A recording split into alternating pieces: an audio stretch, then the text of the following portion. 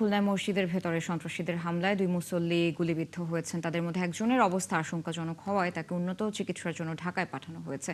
এ বিষয়ে আমরা আরও বিস্তারিত জানাতে আমাদের সাথে সরাসরি যুক্ত হচ্ছেন সহকর্মী রাজু হাওলাদার।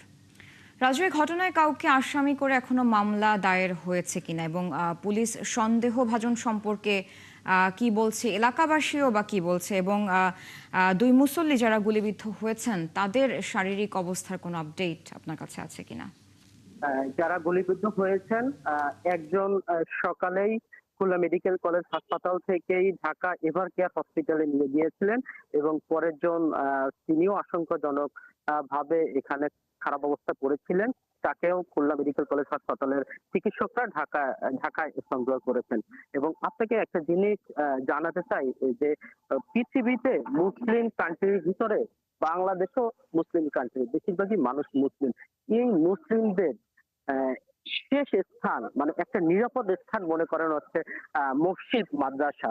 আজ যে ঘটনাটা ঘটেছে খুলনার দৌলতপুর থানাধীন বিদ্যুৎ জামে মসজিদ, এই জামে মসজিদে নামাজ পড়ার কিছুক্ষণ পরেই যিনি লোকমান হাকিম, যিনি খুব খারাপ অবস্থায় এখন হাসপাতালের অপারেশনে থিয়েটারে রয়েছেন, তিনি আহ, নামাজ পড়ার পরে এখানে বসে কোরআন তেলাওয়াত করতেছিলেন।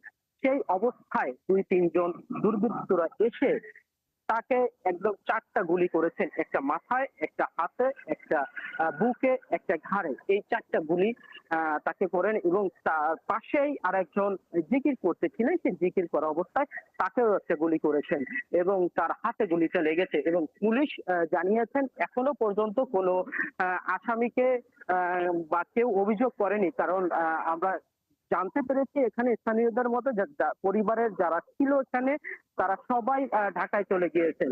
এবং খুলনার যে দৌলতপুর থানার অফিসার ইনচার্জ তিনি জানিয়েছেন এখনো পর্যন্ত কোনো মামলা মোকদ্দমা হয়নি, তবে জড়িতদের আটকের চেষ্টা তারা চালাচ্ছেন। তো মেহজাবিন, এই ছিল খুলনার সর্বশেষ তথ্য আমার কাছে।